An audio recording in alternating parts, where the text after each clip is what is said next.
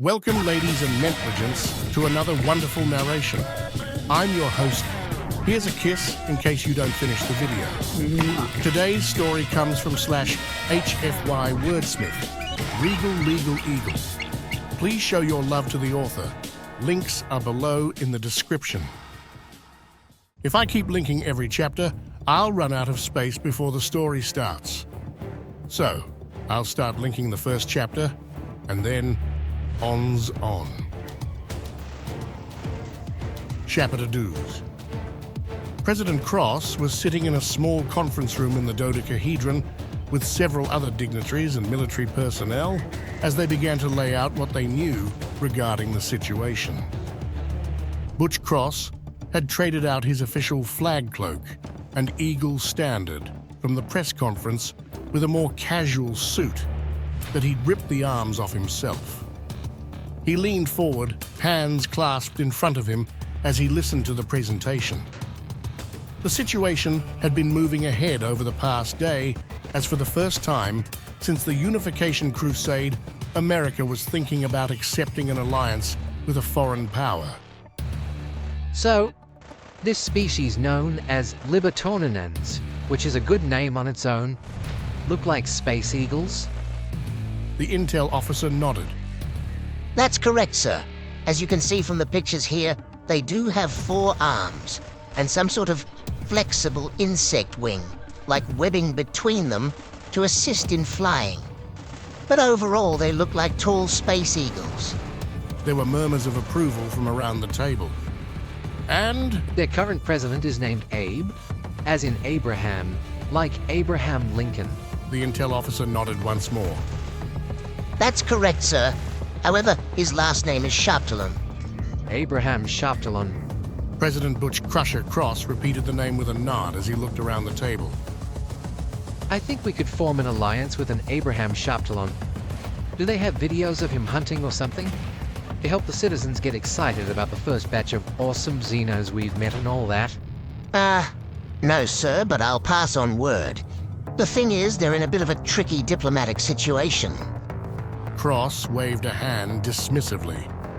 They're tall, freedom-loving space eagles. I don't give a shit if the rest of the galaxy hates them. We're going to befriend them. That's just it, sir. The rest of the galaxy does sort of hate them. And why is that?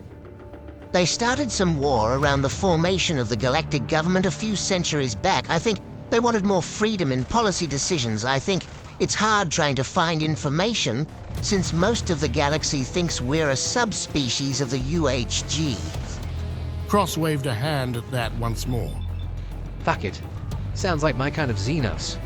For once, I don't see why we shouldn't just forge ahead with this. Look, Mr. President, you don't have the authority to do that all on your own. I say we make them come here and live a week in Australia to test their mettle. CROX rolled his eyes at Governor Dundee. Ned, you recommend that with all the Xenos we talk about. The gravity alone would crush most of them. Look, just because the UHG didn't want your land of nopes, and we decided to take you in, doesn't mean Australia gets special treatment. You're still a state.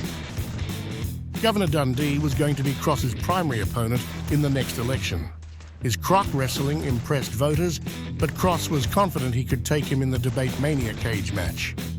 The intel officer looked between the two for a moment before coughing softly. There's also the matter of our official embassy exchange and ceremony.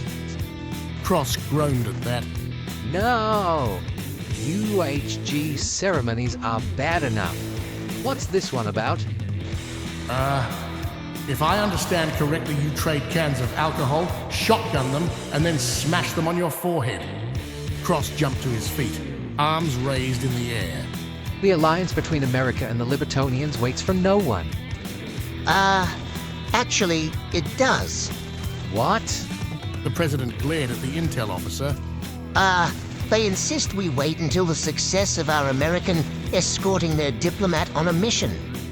Who the fuck is making the President of the United States of America wait on him?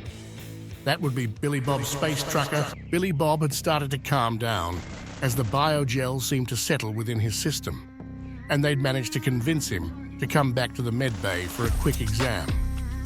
He was still tearing off chunks of steak with his teeth and eating them.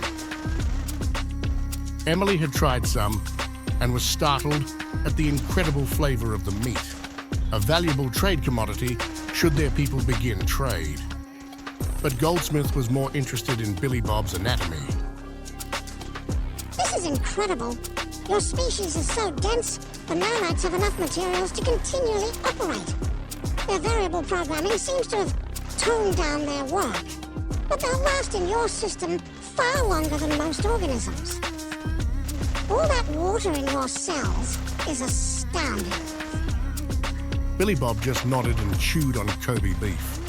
Yap. What was in that glue you used on yourself anyway? It must have been potent to keep such moist cells stuck together. Billy Bob shrugged. Horse hooves. No, I think that's just Elmer's and Jell-O. Man, when I was a kid, I loved letting extra Elmer's to dry on my fingers and peel it off. He chuckled. Ah, old times. Goldsmith looked to Emily, who shrugged. The space goblin continued then. Well, either way, I'll give you another 2 liters of biogel just in case. But Billy Bob, don't take any more unless you seriously need to. Billy Bob nodded at that. Hey, how come we've never heard of this before? This biogel seems super useful. It's illegal outside of the galactic military, but we space goblins don't really follow the law.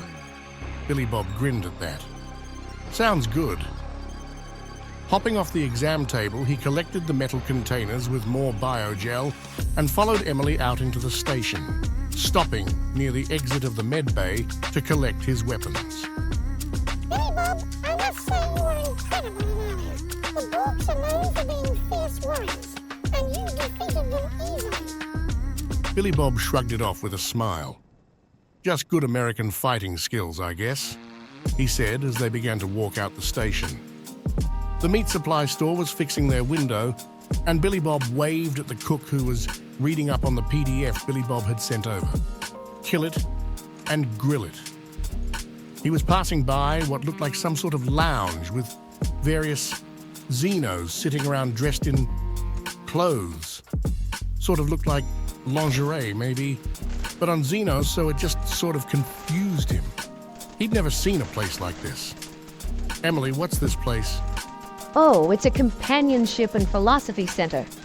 What? Lonely people or just anyone in need of some companionship come by and rent time with an employee inside. They might couple or just talk in the private rooms within the establishment. Like space hookers? Is this a space brothel? My translator isn't quite sure the terms match. Why did you want to couple with someone? Billy Bob froze up, his world going slightly dark. Suddenly, he wasn't on the station anymore. He was back in high school. Freshman biology, Mrs. Munchausen's class. The class was crying and screaming as she slapped the holo projector with her yardstick. Pay attention, class. Until the projector registers everyone's eye focus, I will not continue, which means you'll be here all day until we get it out of the way. They were looking at a horrific image, projected fully before them, with the label, Space Gonorrhea. Finally, everyone looked back at the projector as she clicked for the next slide. This is space chlamydia. Everyone screamed again. Space herpes. More screaming. Space syphilis. A few kids had to run to the trash cans as they puked. Mrs. Munchausen's evil sneer plastered on her face as she hit the button again. We don't even have a name for this one yet. Most people ran out of the room, including Billy Bob. Later on, he'd heard it was all made up, but there was no fucking way he was taking any chances. No, I'm good. Let's get back to the ship. Emily looked a little confused as he began to push her ahead of him to keep them moving right on by. Once they were out of the main station and walking back to their ship, he smiled at the sight of a metal container waiting near his airlock. The space goblins had been nice enough to agree to give him a supply of human food to take with him. and had given him the location of several other black market stations where he'd be welcome. Hey, cool, more steaks and stuff. Galactic trade is good stuff. He picked open the airlock before realizing something. Oh shit, Mittens is probably starving. When he opened the inner airlock, though, he was confused as he looked around at the mess. The fuck? Mittens was curled up on the bed. There were empty cat food cans lying around and one of those Bork rifles on the floor. Bork blood was smeared on the ground and on the door into the bathroom. Stepping up, he opened the bathroom and heard a cry of terror as he found a Bork with a bleeding face curled around the space toilet. Please don't kill me. I'm sorry. I'm sorry. I'll do whatever you want. The fuck you doing in there? I wait in here until your pet calls for food. I then quickly open a can for him and hide again. He spared my life in exchange for my ability to open those cans. Mittens looked up from the bed as the Bork cried out and hunkered down closer to the toilet. Please, my life is forfeit to you. I'll be your lifelong servant. Sorry, pal. Not a fan of slaves. He picked up the Bork's weapon, handing it to him as the Bork blinked, looking confused and afraid. Billy Bob nodded and pushed the weapon at him. The Bork finally took it, but didn't get up. Here, instead I want you to get back on the station and get a job as a guard. You protect this station, it's your new home. You live to guard it for me. Okay, pal? Yes, thank you. You do me a great honor. I will not forget. Here, hold on. He set his things down, pulling a glass from a cupboard and pouring some biogel into it. He handed it to the Bork, who took it and slowly drank the contents, seeming to struggle with the last of it, even if it was only about 2 big American-sized shots of liquid. He shakily got to his feet and slowly edged out of the bathroom, trying to stay as far from Mittens as he could in the small cabin. Once he was past the cat, he ran out the airlock. I swear, I'll protect the station with my life, he called as he ran out. Billy Bob just chuckled and gave Mittens a pat. The cat purred and nuzzled his hand. What a terror you are, buddy. Who knew? That done, he and Emily cleaned up, loaded up the supplies they'd been given, and Billy Bob got his Longhorn moving back towards the space lane. He'd need to drive straight on to his 99 to deliver the cargo. Then it was off to the galactic capital. Once he was back into the FTL lane, he looked over at Emily. Hey, Emily, I bet you didn't hear that. Hear what?